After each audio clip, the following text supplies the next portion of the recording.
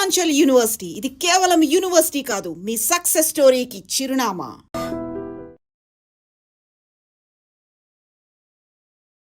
Hi hello నమస్తే, welcome to I dream. నేను మీ శ్రావ్య. మనతో పాటు ఇప్పుడు GTA founder and chairman Vishweshwar Reddy గారు ఉన్నారు. నమస్తే సార్. నమస్తే అమ్మా. ఎలా ఉన్నారు? బాగున్నాం. How are you? I'm doing great sir. Thank you.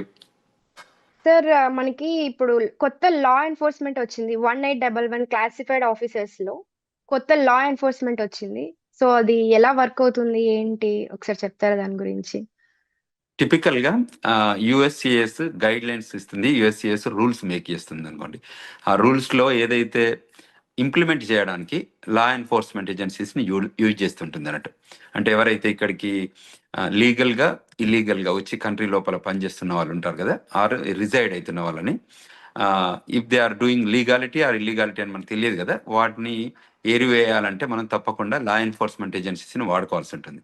ఇంతకుముందు ఐస్ ఉంటుంది, ఇమిగ్రేషన్ కస్టమ్ ఎన్ఫోర్స్మెంట్, అంటే ఇప్పుడు కూడా ఉంది, బట్ ఐస్ కానివ్వండి మిగతా డిపార్ట్మెంట్స్ ఏదైనా ఉంటే వాళ్ళు పంపిస్తారు ఏజెంట్లు. దాని బదులు ఇంకా in addition to that they are using 1811 agents, special agents అనుకోండి. సో వీళ్ళు ఏంటంటే వీళ్ళు కూడా గ్రౌండ్ లో ఎక్కడెక్కడైతే ఇమిగ్రేషన్ రూల్స్ ని వయలేట్ చేస్తారో, whether it is legal or illegal, illegal గా వచ్చి కంట్రీ లోపలికి వచ్చి ఓవర్ స్టే చేయడం కానీ అటువంటి ఏదైనా జరిగితే ఈ ఆఫీసర్స్ సైట్ ఆడిట్కి వెళ్తే లేకపోతే ఇన్స్పెక్షన్కి వెళ్తే అది ఎక్కడికైనా వెళ్ళొచ్చు. ఇప్పుడున్న కొత్త రూల్ ప్రకారం ఏంటంటే వాళ్ళు they can visit anywhere and they can find the people if they are there, then they will do proceedings. అంటే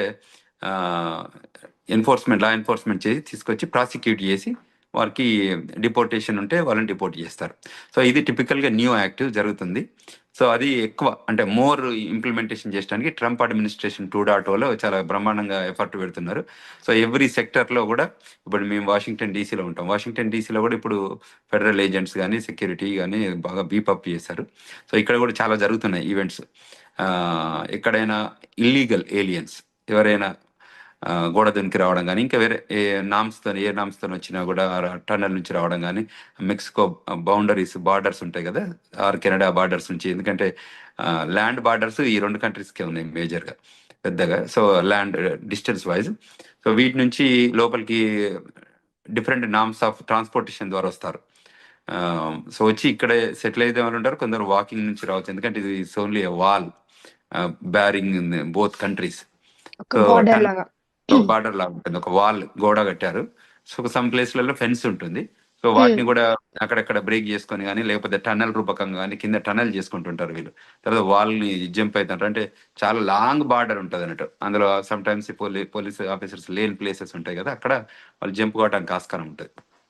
అట్లా వచ్చిన వాళ్ళందరినీ ఇప్పుడు ఈ ఆఫీసర్స్ కి నవ్ దే ఆర్ డూయింగ్ చాలా థరో ఇన్వెస్టిగేషన్ చేసి ఇన్స్పెక్షన్ చేసి పట్టుకొని వాళ్ళని డిపోర్ట్ చేయడం. ఎండ్ గోల్ ఏంటంటే దీన్ని డిపోర్ట్ చేయడం.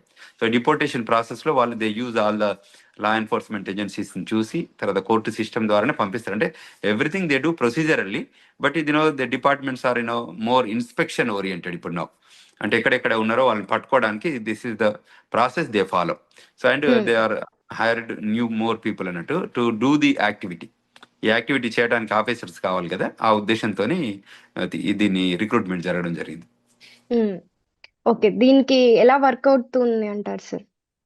అంటే టిపికల్ ఏంటంటే వీళ్ళు ఎక్కడైతే ఇప్పుడు రెస్టారెంట్లో కానీ, గ్యాస్ స్టేషన్లో కానీ, గ్రాసరీ స్టోర్లో కానీ, లేకపోతే కంపెనీస్లలో కానీ వాళ్ళు ఎక్కడైనా ఉండొచ్చు, వాళ్ళు పనిచేస్తూ ఉండొచ్చు, లీగల్ ఇల్లీగల్ కానీ ఏదైనా వాళ్ళు వెరిఫై చేస్తారు. అంటే ఇప్పుడు లీగాలిటీ ఉంటే అది wherever you name it, because this is an immigrant country కదమ్మా.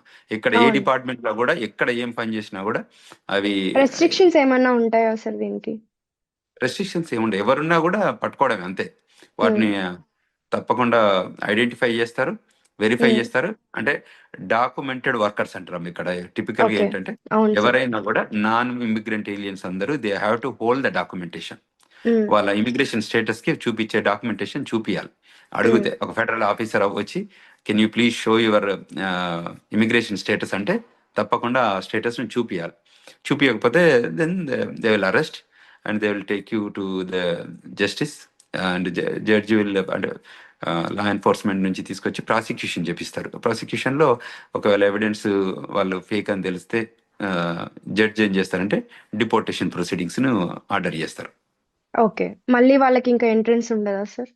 అంటే వయలేషన్ చేసిన దాన్ని బట్టి అమ్మా, వాళ్ళు ఎంతవరకు ఓకే. వయలేషన్ చేశారు, ఎన్ని నెలలు ఉన్నారు కంట్రీలో అన్న దాన్ని బట్టి బార్ ఉంటుంది. వాళ్ళు ఓకే. 6 మంత్స్ బారా, 6 మంత్ ఎంతవరకు ఉన్నారు, 6 మంత్స్ తర్వాత ఉన్నారా, 1 ఇయర్ తర్వాత ఉన్నారా అని చూస్తే 5 ఇయర్స్ బారా, 10 ఇయర్స్ బారా వాళ్ళకి depends on okay. The size. Depends on their violation అనుకోవచ్చు. కరెక్ట్. సో అప్పుడు బార్ ఓకే. చేస్తారు. అంత ఓకే. ప్రొసీజరల్ గా, అంటే ఇట్ ఇస్ లిటరలీ ప్రొసీజరల్ గా, అంటే నాట్ ఇంటెన్షనల్లీ అరే వీళ్ళని చేయాలి వాళ్ళని చేయాలంటే కాదు. ఎవరు మిస్టేక్స్ చేసినా, ఎవరు వయలేట్ చేసినా they have to be bound to the law of the land. Okay. Okay sir. Thank you so much sir. Thank you.